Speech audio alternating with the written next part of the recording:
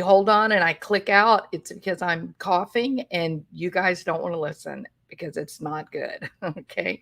So please excuse me. I am sick. I apologize. If it sounds too awful, then I certainly understand um, if you don't want to stick around. I get it. And I'm sorry, but I've already been so many days without making any content um, that I got to power through and do this because the way YouTube works, if you're not making content, it's a bit like academia. It's publish or perish. If you're not putting content out there, it all the views, everything, the whole thing goes down. So it gets pretty bad. Hey, Rapid Dog, welcome. Good to see you. Listening while driving. It is fascinating, Rabbit. It is crazy. Now, I've kind of been on this brief little kick of being the mom, or the Karen role. Maybe I'm playing the Karen role, um, where, I've been trying to point out that the people in true crime, the creators and such, we're not bad people and we're not here to exploit others and we're not here to hurt already grieving families. Um, I've been trying to explain. There's one person in particular. There's lots of people that like to go around and take this high horse and try to do the virtue signaling thing. And one person in particular who's labeled himself champion. He has said that in his own talk, he has stated, human beings love mystery, and he's absolutely correct about that. Um, we, if you are intelligent, if you have an IQ somewhere, in the hundreds or 85 up, you know, then for the most part, when you run across something that is out of the ordinary, something that is unexpected, you there's a neurological trigger that your brain sort of pulls attention to that unexpected event, item, emotion. It's actually a tool that's common in advertising. There's a list of different things that you can do to make your advertising, more attractive to people. And a lot of it is on, use bright colors, use uh, big letters, use, high emotion, blah blah blah. But there's a really successful tool that you see used in a lot of Geico commercials and whatnot. It's a really unexpected tool, and it is use something unexpected. And that's actually from cognitive psychology. Um, the brain naturally hones in on our brains enjoy patterns. Our days, the manner in which we problem solve is all related to how your brain picks up on and processes patterns. Some of us are highly attuned to human beings, and so we pick up on patterns of behavior.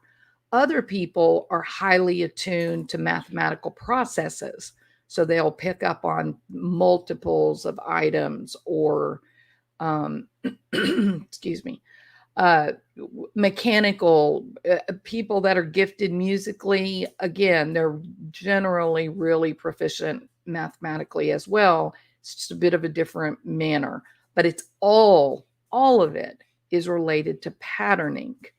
I'm one of those people. I like people. I don't mean I particularly like to sit and talk to them, but I see people, and when somebody is doing something that is unexpected, I pick up on the subtleties of it. And my mom will tell you that I did it from the time that I was very small, that she used to watch my face and see me studying people I didn't know with a quizzical look, on my face. It's not something that's really taught. It's just the natural engineering mechanics of my neurological, the actual organic brain. So, so we like patterns, and I think that those of us that are in that we enjoy this true crime content, and can we all agree there are many of us? Would you agree? Look at the number one shows that are on Netflix right now. It's all true crime related. The documentaries are the true crime documentaries are dominating in that particular category. Uh, we like there's a whole channel, Long Crime. People just sit around and watch trials all day long, and they're not attorneys, they're not detectives, but they are human beings with brains. And because the brains get stimulated by something that's unusual, they're all into these mysterious types of cases. Those do tend to be, I believe, the the crimes where there is some level of unanswered or unexpected outcome. Those are the ones that dominate. We don't typically spend a great deal of time on cases like Summer Wells. Uh, and this may sound cynical, but perhaps it is because it's sort of a tragic but expected tale of deep poverty, uh, just rampant drug use, and a lifestyle that is not one that would really be considered high survival, right? Anybody, if you were to go and live with the Wells family for a year, there's a high possibility you might not survive if you're accustomed to having your light bill paid and a regular paycheck and doctor's visits and you might not survive that type of lifestyle. So we get these terrible tragedies that happen, but they're fairly predictable. Not, I hate to say predictable, but you understand the etiology. You understand how it came to pass that that particular child or person didn't survive, right? But in a case like Chris Watts, um, middle class, educated parents, loving, intelligent, middle class America, two high functioning children, extended families doing very well. You don't expect to see two little kids and a woman get murdered. It's just not, it's unexpected. It doesn't fit with our pattern, right?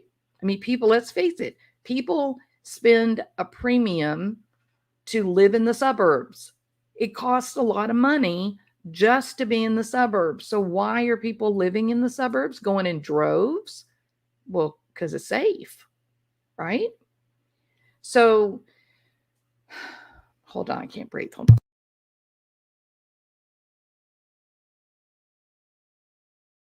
All right. So we look for the unexpected. We are not exploiters. Linda from It's a Crime is not out there with a shtick to defraud people from their hard-earned money. She is doing a world-class job of presenting these cases. And I think Debbie Collier is probably one of those new mysteries.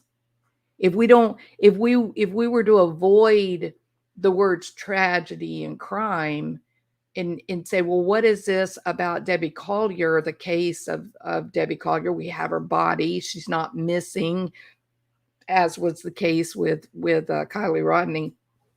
Why is this still consuming so many? Because it's out of the ordinary. It's unexpected, given the fact that this is a woman who has held down a consistent job for many, many years. She's well educated. She's the office manager, front office manager.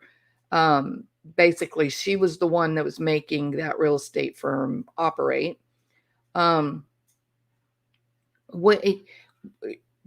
they're not living a lifestyle that one would consider dangerous. They're not coming into contact regularly with potentially dangerous people.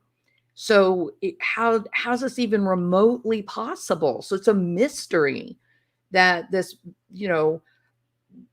middle class, middle-aged, very stable and consistent, or a very stable woman living a consistent lifestyle suddenly turns up 60 miles away from her home on basically what amounts to the side of an interstate, burned.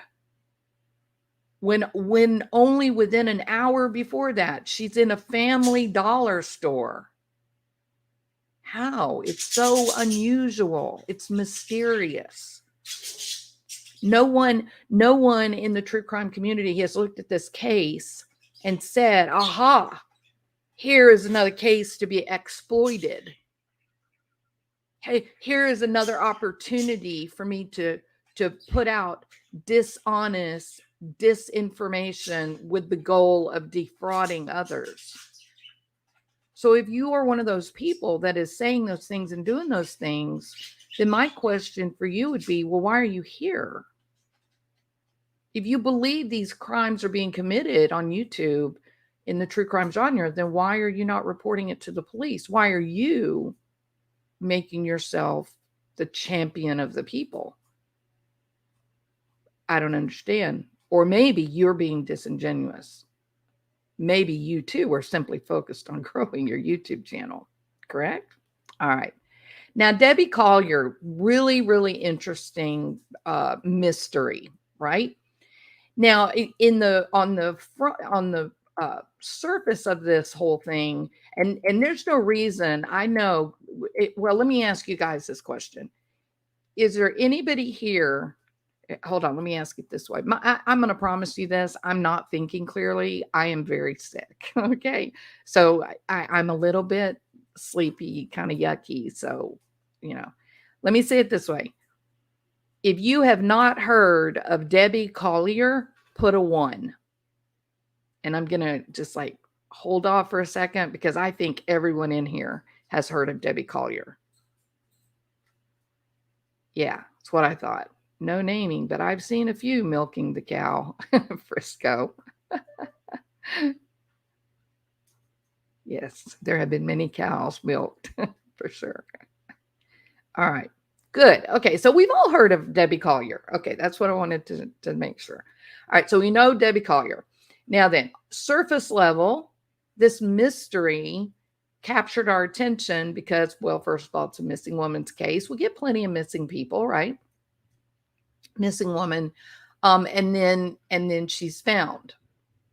Less than 24 hours later. So from my perspective, I'm still looking around going, but hey, hold on a minute.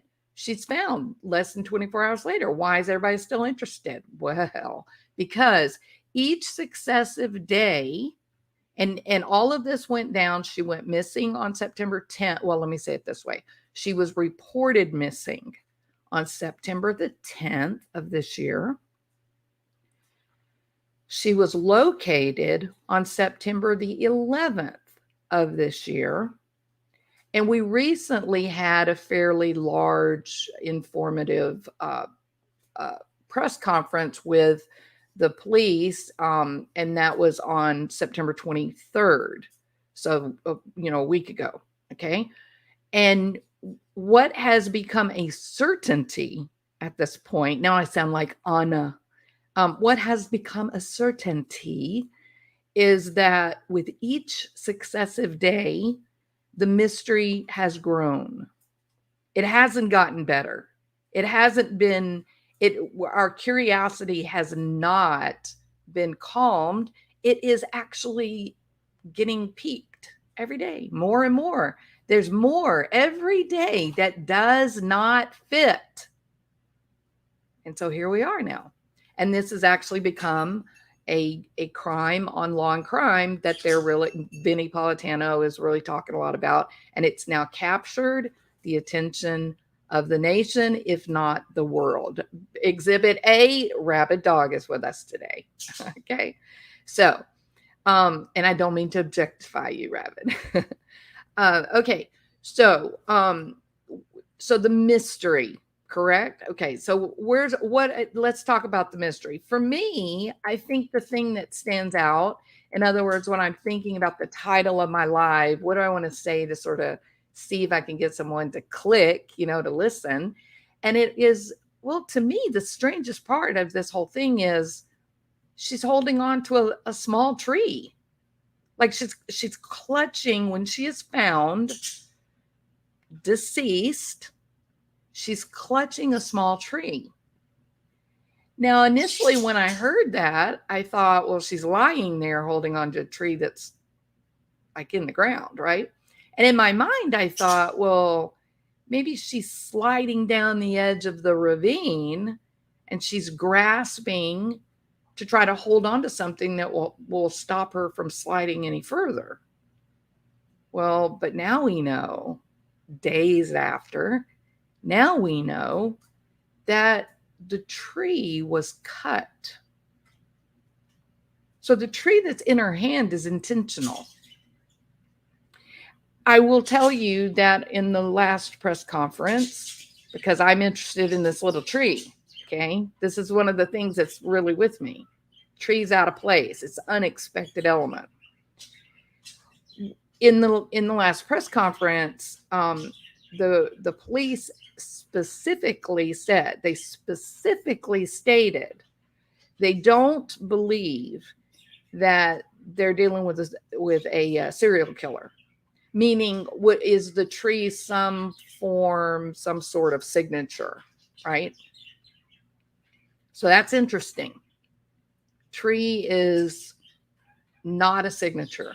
They don't believe the tree had a single thing to do with the crime that was committed against Debbie.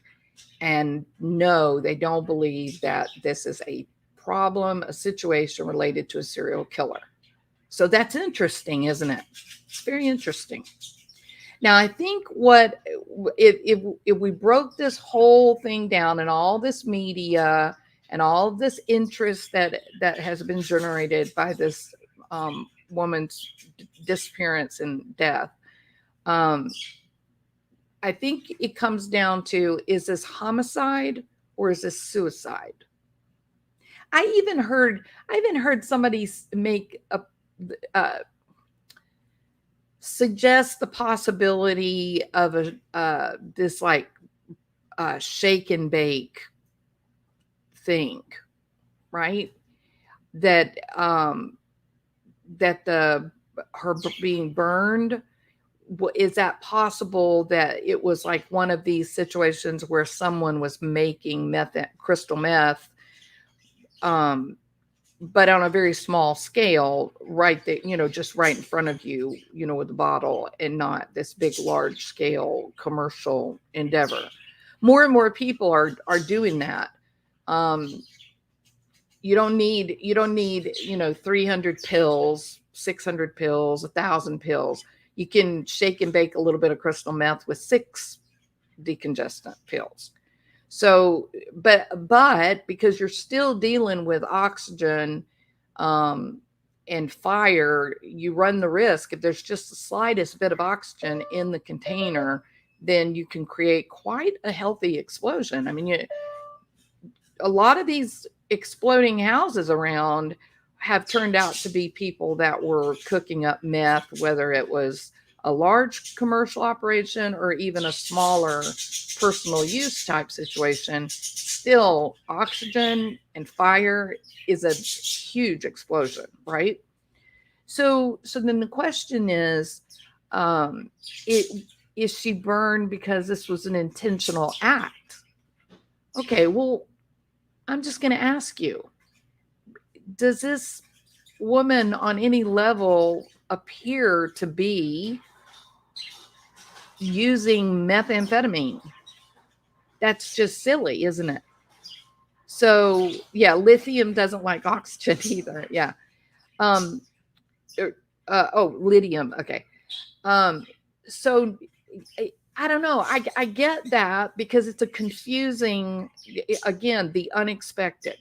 So Debbie Collier goes to a Family Dollar store that is 60 miles away, and she passed 9 other dollar stores before getting to that dollar store. Out of the ordinary. It's a mystery. Your brain is triggered by that knowledge. You're like, what? It's like your Scooby-Doo face, right? So then when we look at what she purchased when she went into the store, again, mystery, the unexpected.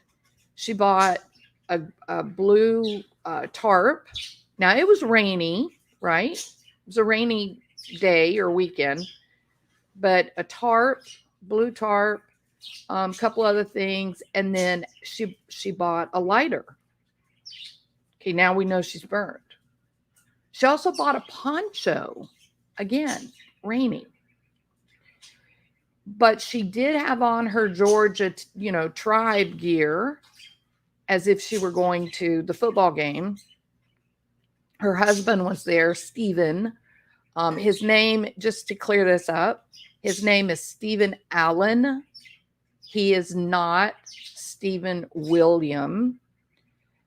You will, those of you that are kind of sleuths, hold on 1 minute, please.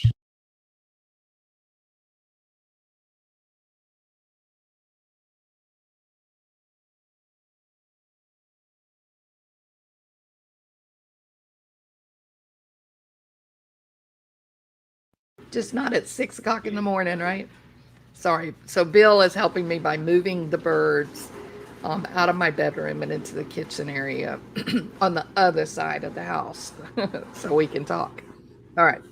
So she purchases blue tarp, poncho. It's raining. Okay. Some other things. Husband's there at the football game, and she's got her little visor on, the whole thing. She really, for all intent and purposes, she looks like she's going to spend the day at the football game having fun and whatnot. Okay. So having a poncho wouldn't be a stupid thing to do if it's rain in the forecast and you're going to a football game. Having a blue tarp might not be altogether strange if you're going to be tailgating. Hold on a second.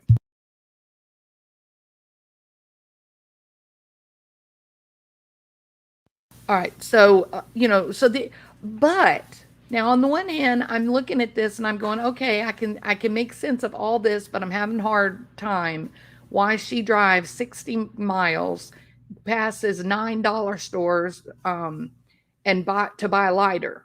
Having a hard time with that. Don't quite understand that. And then somebody says, well, what if they're going to barbecue? What if they're tailgating and they need a lighter? Somebody says, hey, grab a lighter on the way. So these items, in terms of tarp, you could use a tarp to if it starts raining, to cover your table or whatever. The things that she bought, while they seem a bit strange and unusual, they're not really strange and unusual for a football day, college football, whatnot. But considering where she's found and the fact that her blue tarp and her bag and everything are with her in the woods, well, wouldn't you also want something to sit on if you were planning on being out in the woods?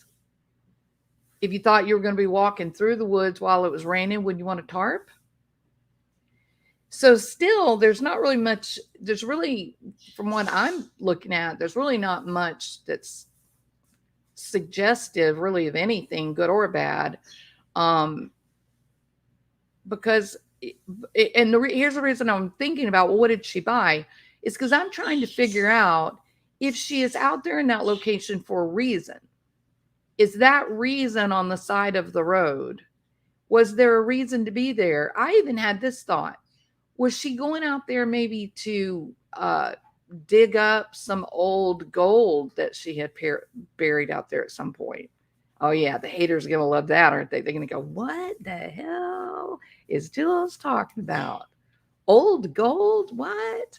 Yeah, believe it or not, there are those prepper types that collect silver and cash and gold, medication, and many of them will put I know people that take cell phones and batteries, and they wrap them in some kind of they wrap them in something so that if there's like a EMT, then the battery won't, get killed. AB, you know what I'm talking about?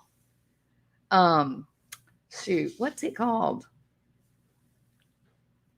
Oh, well, I can't think. My brain is not working very good today.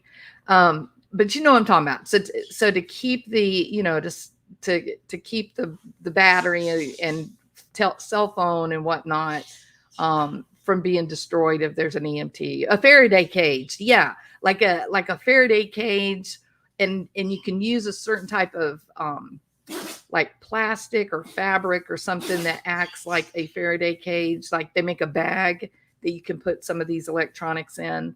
So a lot of people that are prepper types, they do this kind of thing.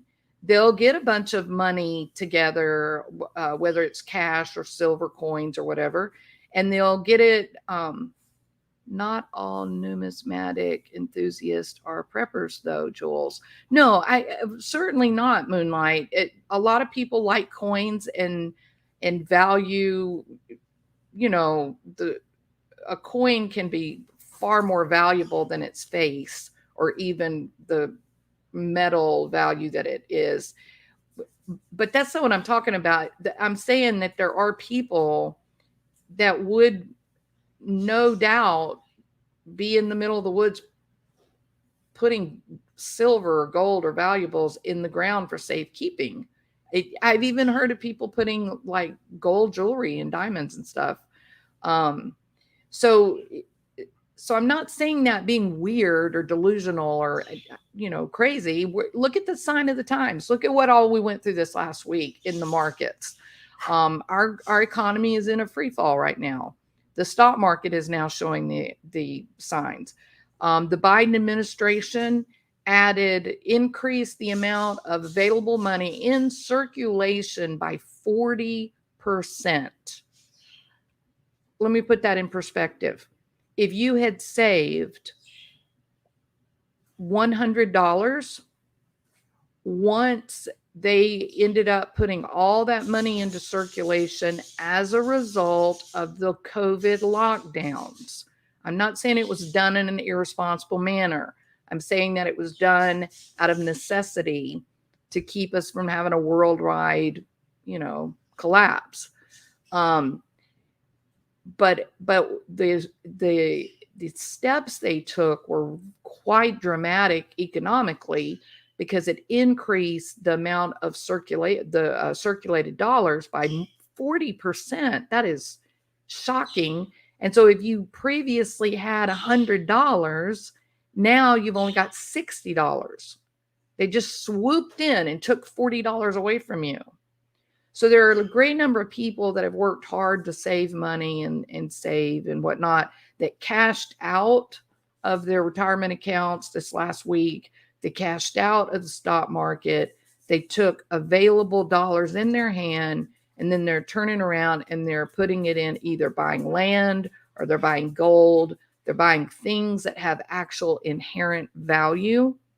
And so if you'd been one of those people that you cashed out $300,000, $400,000, $500,000 life insurance, not life insurance, retirement account and bought precious metals, you might very well be looking to bury it somewhere, right?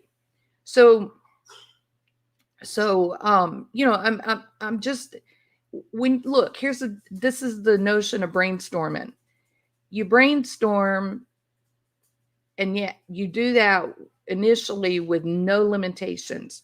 The goal of the brainstorming session is to explore every possibility, regardless of how ridiculous, right?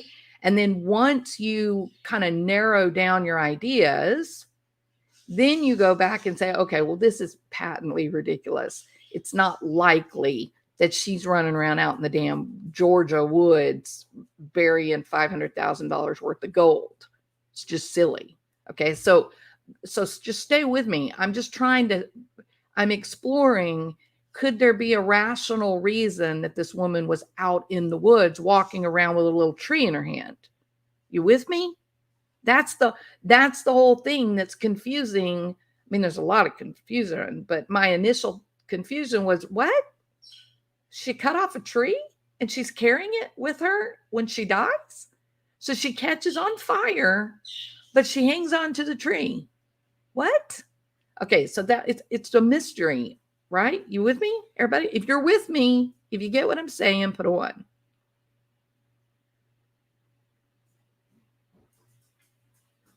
Exactly, Rapid. I think at this point I have just about reached the point. I am assuming that there was someone in that van with her, or SRV, SUV. Okay, so Pink, I had $400 20 years ago.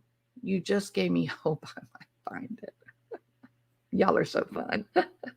Okay, so I'm just brainstorming this tree and this location, and I'm just asking, why is she there? Like, is she there willingly?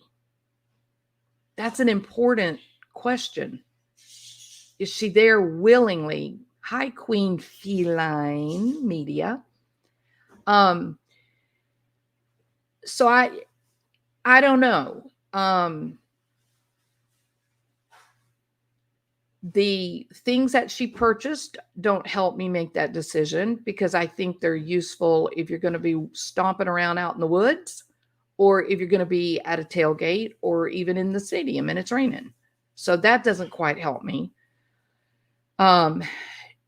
Unless this, when you think about the text that was sent, the Venmo, with quite a rather specific amount, correct? $2,385. That is fair.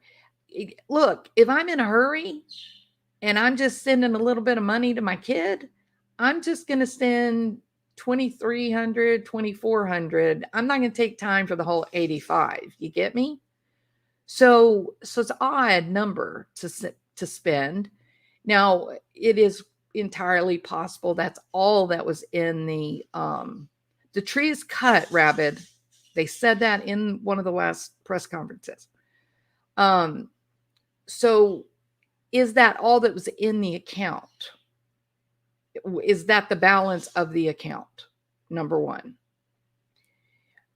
And guess who has that answer? And this is for Scientific Skeptic, because Scientific Skeptic and Tiffany, they were making jokes about people having these types of discussions on YouTube, that we somehow believe that we are detectives that are going to solve the crime, and that the police are not going to, that they're obviously not able to solve the crime. That's not what we're doing. We're not solving the crime thinking the cops haven't thought of these things. Of course the cops have thought of them. This is called just social discourse, right? We're just talking about it because it's a mystery and it's interesting. And when the case is solved, or when the case goes to court, then we will once again sit around together and say, aha, so that's why she had the tree. Wow, I didn't even think of that. We don't believe we're smarter than the cops, or we're going to do a better job than the cops. We're just engaging in a social function here, Scientific Skeptic. And frankly, a man of your immense intelligence, I would have assumed you would get that, but you obviously don't. So I don't know. Okay, back on topic. Self-harm. Oh, I don't know. But if it was self-harm, Callie, why go to the middle of nowhere? Hate to say this, but could there be any cognitive illness leading to self-inflicted somehow? Law enforcement did seem quite confident it was murder. I think law enforcement has made it very clear that they think it was absolutely foul play and that it was not a stranger. Dun, dun, dun. Right? So true, the Venmo for 2,385. She uses her husband's Venmo account, Stephen Allen, not Stephen William. And the reason that I keep bringing that up to you is that when the web sleuths get busy and you guys start digging in like you do, because I'll come up with the incredible information, you are going to find out that there is a Stephen William Collier in 2004 who was convicted of the murder of originally 4 people, but it got overturned, and then it was 2 people were killed, and he refused a drug test on the scene, and he lied to the police and named his female passenger as the driver, and then they did a forced drug test under duress, and ultimately, third attempt, it was, finally put to bed. But ultimately, he did test positive for methamphetamine. It is not the same Stephen Collier. I wasted 4 days finding that information. So 4 days. It is not Stephen William. His name is Stephen Allen. So don't go down that rabbit hole, because you're going to lose 4 days before you do that. All right. I really wonder if that Venmo amount was a code, a birth date, perhaps. How old is Debbie's daughter? Is she 36, 31? If law enforcement are confident it is not a random killer, it's even harder to surmise. Yeah, 4 days, Moonlight. Yeah. And money, because I had to actually ultimately buy a really good database to, get the right information out. I guess the names have gotten, I guess they've gotten kind of superimposed on each other in a lot of the cheaper type of websites like People Finder, because they're even showing up, they're mixing up information between Stephen Allen and Stephen William, but it is not. I got the actual legal documents for the appeals. It is not him. It's a different guy completely.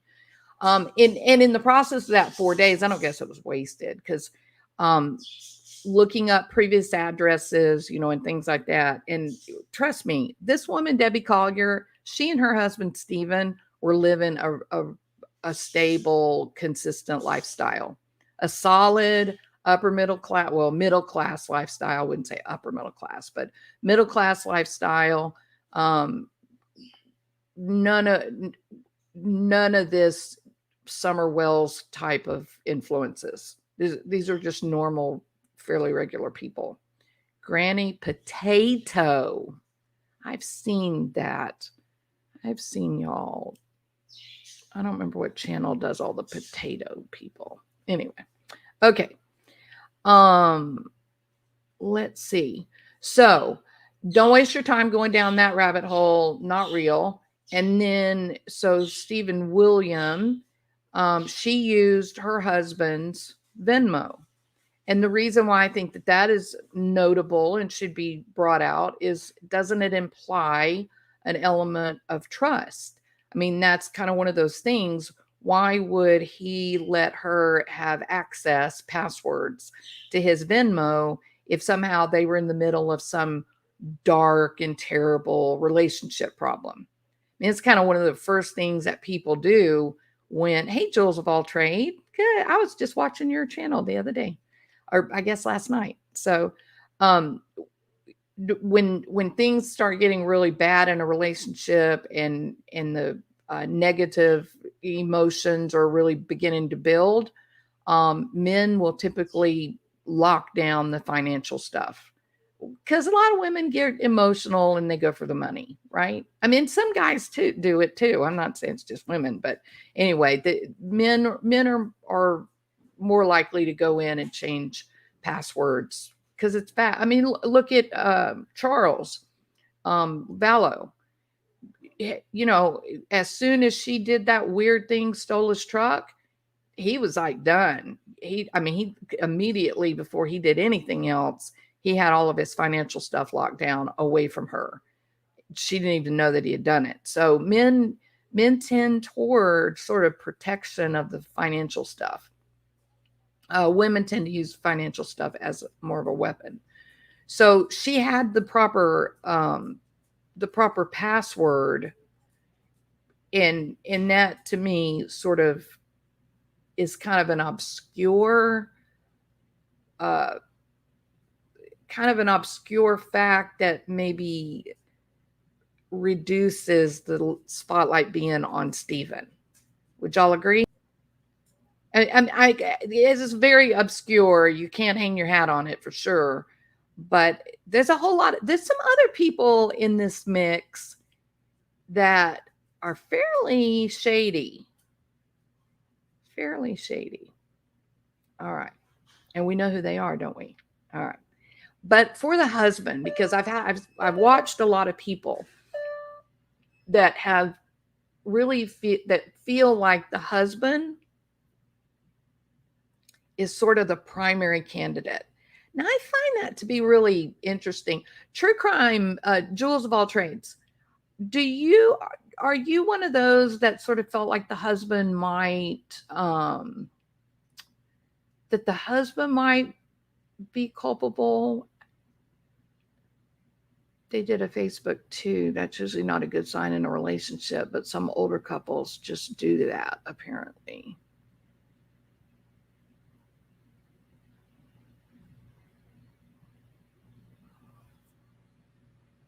Moonlight View says, yes, let's go there. I wonder if Debbie stated she wasn't going to help her. You're talking about the daughter, right? Well, do y'all remember Halderson? I'm suspicious of the fact that he got home. Yes, you're the one. I thought you were the one. So Jewels of all trades, she highlighted the timing on when Stephen got home from work as compared to when the time the Venmo was made, and 3 hours to contact the police. It's fairly shady, right? Do you want to come up on panel, Jules? I'm not going to put you on the spot. I'll tell you what I'm going to do. I'll put the link in. Shared. Oh, no, wrong. Oh my God, my brain is jelly. Invite. Yeah, I don't want to put anybody on the spot, but if anybody wants to come up and kind of talk a little bit about this, then here's a link. Feel free to join if you wish. All right, hold on, let me cough.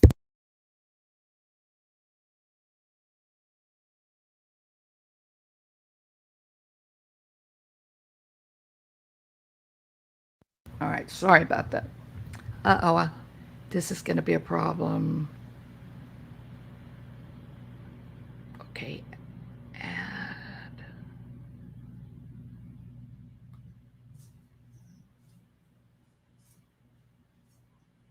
Okay, if I leave the studio, y'all ignore me.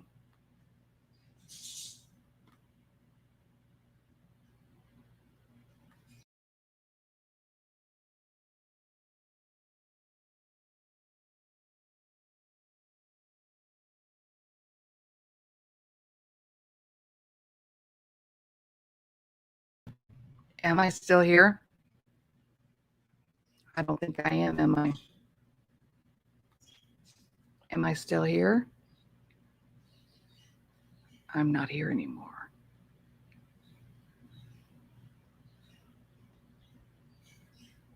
Huh.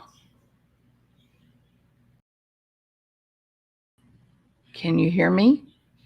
You are in the stream. It says I'm in the stream, but I don't hear me. Oh, you can hear me. I don't hear me.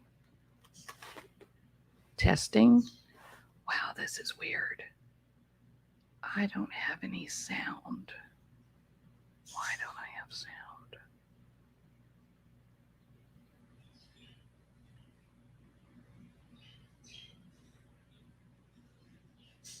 Weird.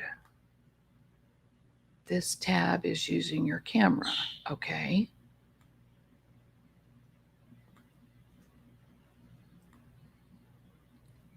I don't have any.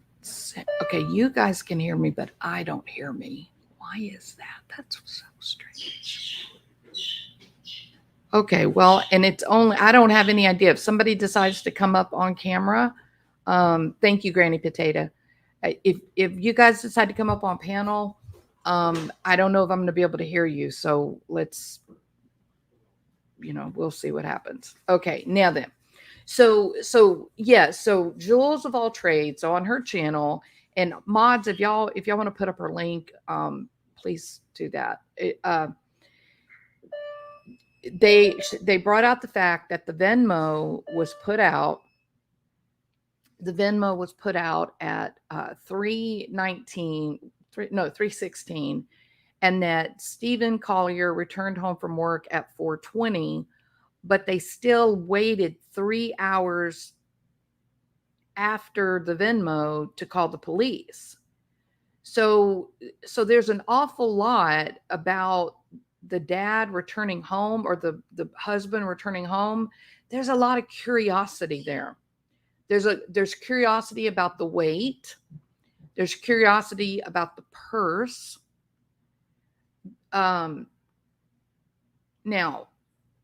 I'm going to do another video where all I talk about is the husband, Stephen. So I don't want to really get into all that right now.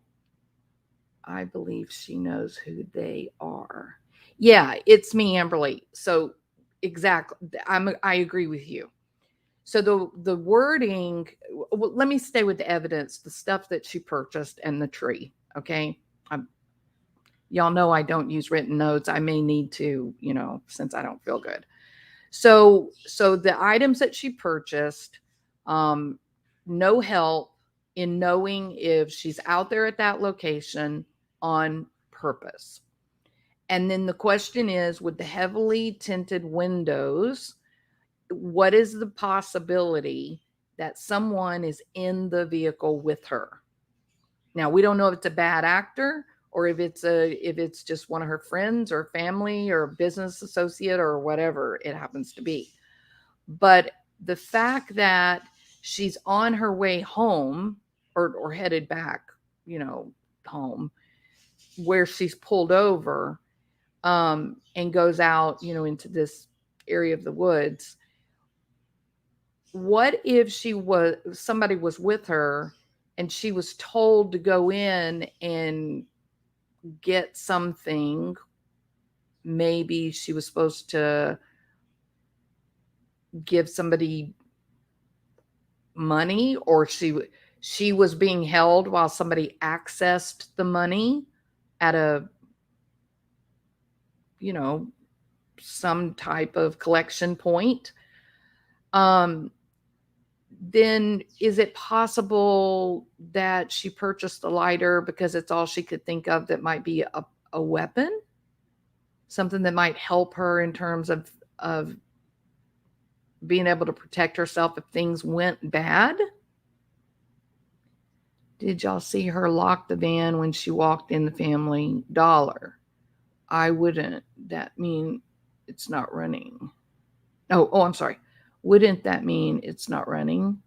To me, if someone was in there, it would have been left running. It wouldn't lock. I think you're right about that. But how would we? How do you know she didn't lock it? I'll tell you what I do.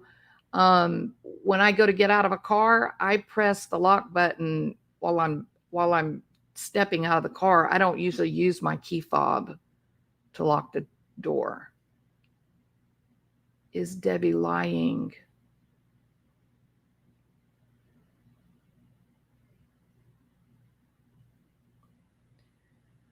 Frisco Chick says, is Debbie lying to Amanda? Maybe an affair. So she sends money for what only Amanda knows. But the verbiage, the semantics of the text message are odd, right? They won't let me go. Now, a lot of people listen to that, and they let me ask you guys. Type into the chat, what do you think she means when she says they won't let me go? What do you think that means? I'm going to take a drink of hot tea while y'all type in your answers. They won't let me go. What do you think Debbie meant?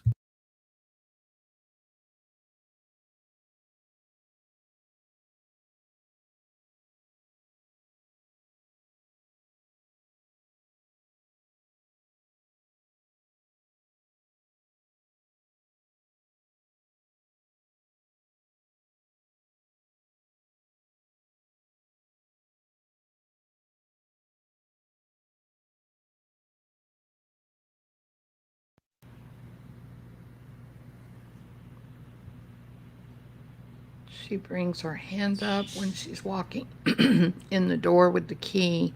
So I'm assuming she was making sure it was locked, but someone in comments said she could have been unlocking it for someone. Yeah. Yeah, I'm going to think about that.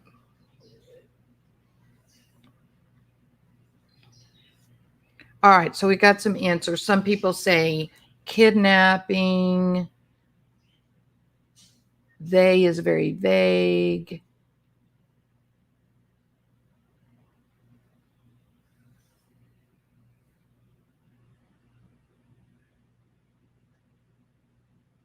So what if Steve sent the money?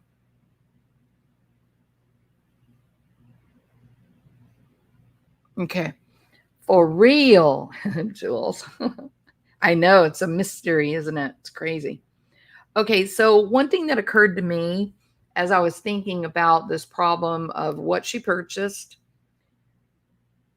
what was she in the woods intentionally, and then this Venmo that was sent, they won't let me leave.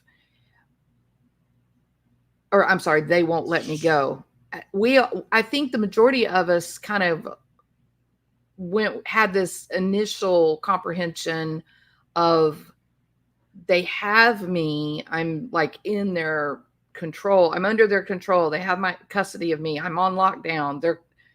They kidnapped me. I'm a prisoner. We kind of all looked at that as a I'm a prisoner type statement. They won't let me go, right?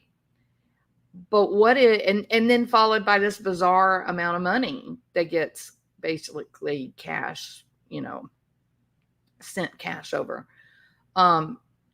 Then as I'm thinking about her being in the woods, and if she was intentionally supposed to be there, then it popped in my head and I thought, no, I think that means, Amber, I cannot go with you.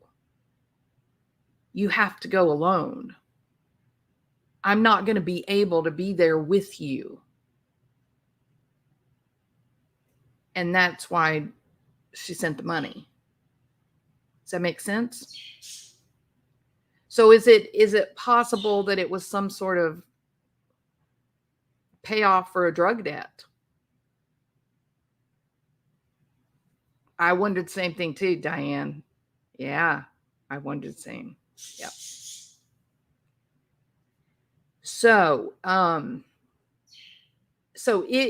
this idea, they won't let me go with you, but here's the money. Go pay them. So what if she had approached these people, whoever Amanda owed the money to. Remember the night before, there was this big ruckus, and they had a big brouhaha at their house. What if Amanda? They'd only been in town a couple of days, right? One full day. And what if Amanda came clean to her mom and said, "We're on the run. We got people that want us. They're going to kill us. We owe the money. We used the drugs, or we did whatever," right? And of course, Debbie freaks the hell out because she's a regular, normal person who has been consistent at a job, at a stable job and stable home and stable marriage. And she's just furious with her daughter, thinking that they had gotten clean and they weren't messing around and screwing up anymore. And now here they are at her doorstep again. Thank you, Yvette. Here they are. Here the kids are at their doorstep again. Got drug dealers on their tail, gonna kill them. And so there was a big fight. Whether Stephen is part of the fight, whether Stephen raised hell and said, your crazy daughter and her, delinquent boyfriend, they're not going to be around here. They can't live here. They're dangerous, blah, blah, blah, whatever. But somehow there's this big explosion because, Amanda needs help. And so the next day, Dad gets up and he goes to work like he's supposed to do. And Mom gets all dressed to go to the football game like her normal day is planned. But instead, she goes and tries to meet up with these people and say, "Tell me what they owe you. I'm going to make it good for you. I'm going to make good on their debts. Please leave them alone. Please don't harm them. Please don't hurt them." And the people took the opportunity and grabbed her. Said, "No, we're keeping you until your daughter pays the money that we are owed, period. If your daughter shows up, we'll release you, whatever." Then she said, then she can send the message to her daughter. It says, "No, I can't go with you. They're not going to let me do that. Here's the money. You have to go do this." And that's why when she went in and she bought these strange items, she grabbed a lighter, maybe thinking it would help her. Maybe. No dealer is going to keep Mama, especially for $3,000.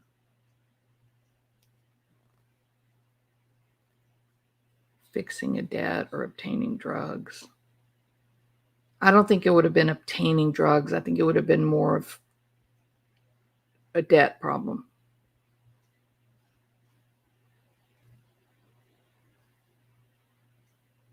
Yeah. Okay. I don't know. It just, the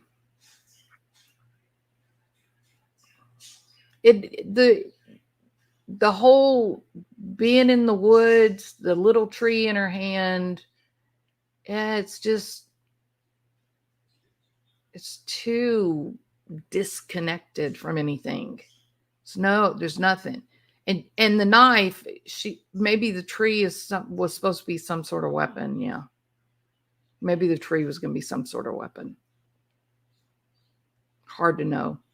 Maybe they agree. One question that I would have if I were an investigator, a scientific skeptic, if I were an investigator, which I'm not, but if I were, I'd be looking around going, "Where's the mile marker?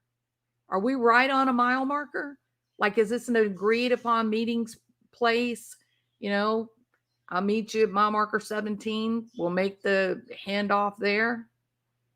You see what I mean? And so maybe she got there first and went ahead and cut the tree, thinking ahead. Maybe this will keep me safe. Maybe these things will be okay. I don't know. She was lured there by a close family member. Mom took good care of daughter's needs. She was lured there.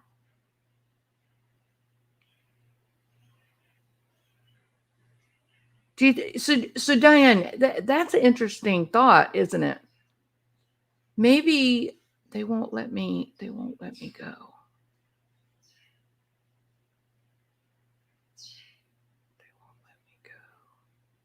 So you're saying that maybe they're claiming that they have Amanda and they're not going to let she has to meet up and pick Amanda up in the middle of the woods.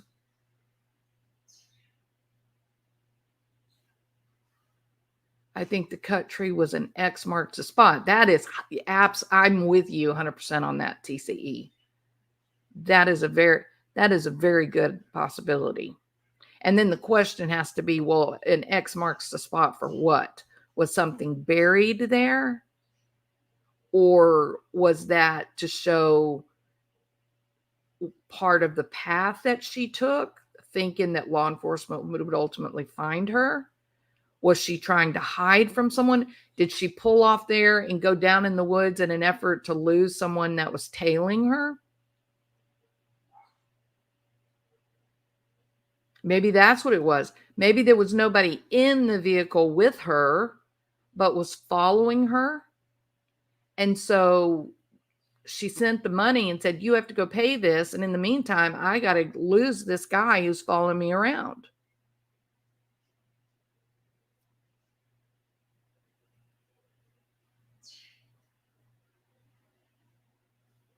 It's been rumored Amanda and her boyfriend camped in those woods and knew it very well. Is that right? I had not heard that. Thank you, Allison Faye. I didn't know that. The car looks dumped. Is it possible that she was on the picnic area that was yards down the road on the opposite side?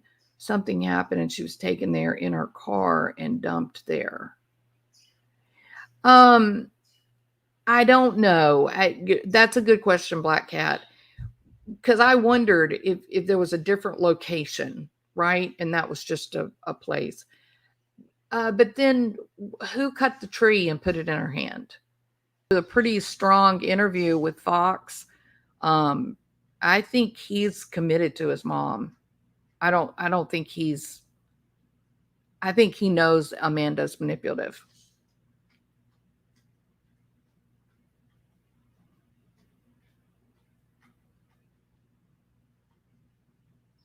Maybe Petite. Yeah. Agreed, Mandy. Yeah. All right, y'all. I'm fading fast. You guys are awesome. I appreciate you. Hey, Steph. Good to have you. Thank y'all for being here. I appreciate it. I'm definitely doing the whole Debbie Collier thing. I'm trying to follow Lori Vallow drama. Who's Yo Daddy is actually fighting to get the cameras into the courtroom. Isn't that interesting? Who would have believed that Who's Yo Daddy wanted cameras? Very interesting, isn't it? So we'll keep our fingers crossed that Judge Boyce will, revisit the problem and maybe come up with a different solution. Even a single camera pointed just on the witness stand, I would be completely happy with. Who's Yo Daddy is actually Chad's lawyer, because I think they look alike. I think he may be like an uncle or something. So definitely going to be, I'm now, immersed in the whole Debbie Collier thing. You guys have given me some great ideas and some stuff I need to go find and have ready for my next live. I am going to talk more about Steve specifically. And then I want to do just a video just on Andrew. And then there's a whole lot of stuff to talk about with the daughter. A lot. So that's where we're going. And I'm not abandoning the Kylie Rodney case. I think the cops are up to no good. And then the Lori Vallow, Who's Yo Daddy, wants the cameras. So I may have to take every bad thing back I ever said about him. All right. Y'all have a Wonderful. What in the hell? What is today? Today must be Saturday, right? Yeah, it's Saturday. Okay. So you guys have a great Saturday. I'm fixing to take me a nap, take some antibiotics and some breathing treatment, and go to sleep. All right. Y'all have a good day. Thank you. I hope I listen, let me do the whole spiel because the algorithm is, a nightmare. If you're not getting notifications, you need to unsubscribe and then hit subscribe and hit the button that says all notifications. That's number 1. You also need to hit the little thumbs up deal. You also need to say, bye, Jules, feel better. We got 181 people left in here right now. If we get 181 people saying, bye, Jules, feel better, that will help my algorithm. Also, if you'll go beneath this video once it's posted and leave a comment, it could even be like your shopping list. I don't care what you can just put under there. Hi. You can just give a thumbs up or your favorite emoji, but some comment under the channel, the posted video, will for some reason bump up the algorithm. All right. All right. Y'all are awesome. Thank you so much. I will be back. Bye. Good to see you again, Rapid. Glad you showed up.